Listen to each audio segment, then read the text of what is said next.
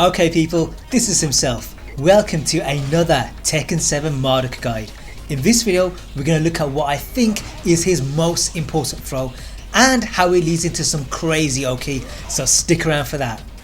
Now when it comes to throws, people think of jackhammer and around the world, but to me these are not his most important ones.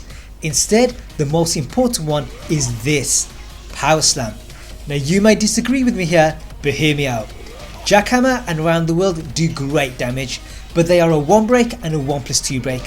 Marduk has other throws which are also a 1 break and a 1+2 break. Power slam on the other hand is a 2 break, and it's the only 2 break that he has. So what this does is it completes the throw mix up. If he didn't have this, they would only have to hit 1 or 1+2. Now beyond the break, power slam has some great features.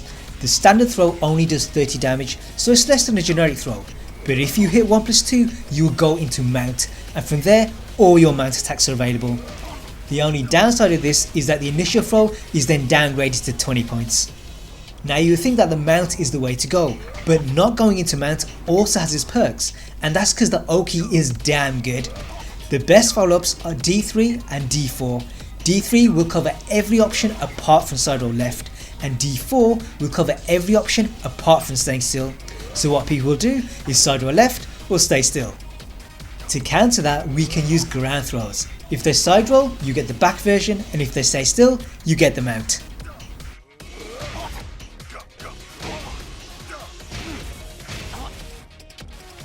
Now if people start to get up, that's when the fun really begins. Against these people, you can use DF4 too. This is standards, back rollers and wake up kicks. An alternative is DB2. This doesn't get you as much damage, but against wake up kicks you get a launch.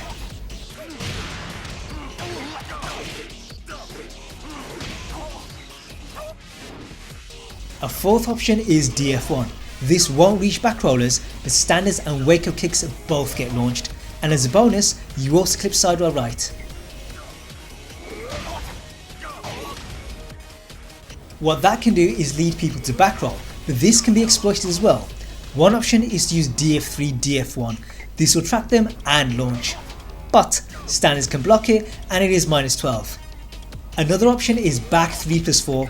This is a bouncer, so it's useful when you're near the wall. The bad news though is that low kick interrupts it and standards can block it, and in that case it's -14.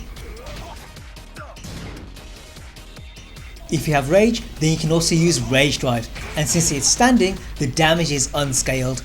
The issue though is that wake up kicks will interrupt it, and if they do that or stay down, you've wasted it. However, my personal favourite is generic throws. Against wake up kicks you get what you expect, but for a few frames the animation looks really strange. Against standards you get a back throw, so that's a solid 60 damage, but against back rollers something weird happens. If you do the 1 throw, it's the generic, but if you do the 2 throw, it's the side throw, not the generic. And to confuse things further, this is a left throw, so while the hands show it's a 2 break, it's actually a 1.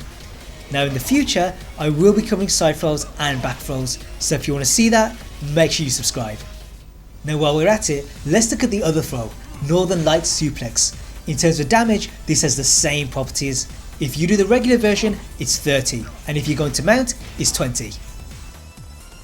What makes it better though is the Oki. D3 covers everything apart from back roll, and D4 covers everything apart from side roll right and staying still. But your best Oki option is DF1. This is standards, back rollers and wake up kicks, and it also clips side roll right.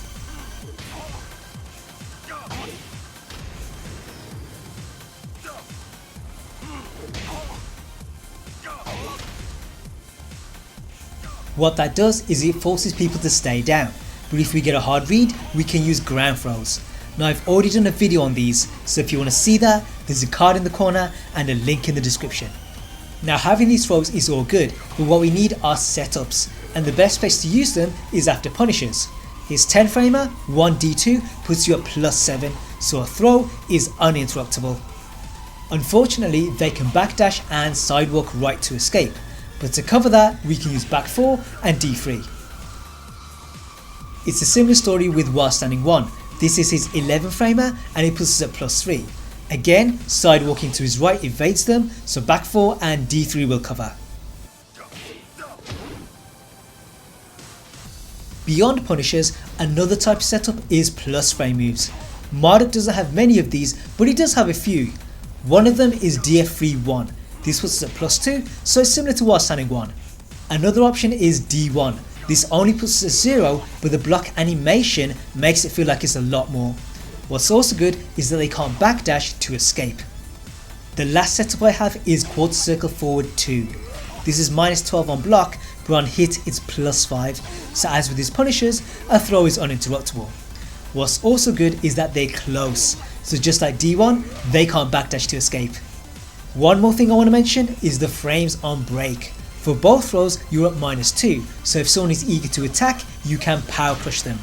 In fact, the next thing you should do is check out my power crush video. This move can lead to great Oki and you should definitely make use of it. If you've already seen that, then check out my other stuff and I'll see you guys in the future.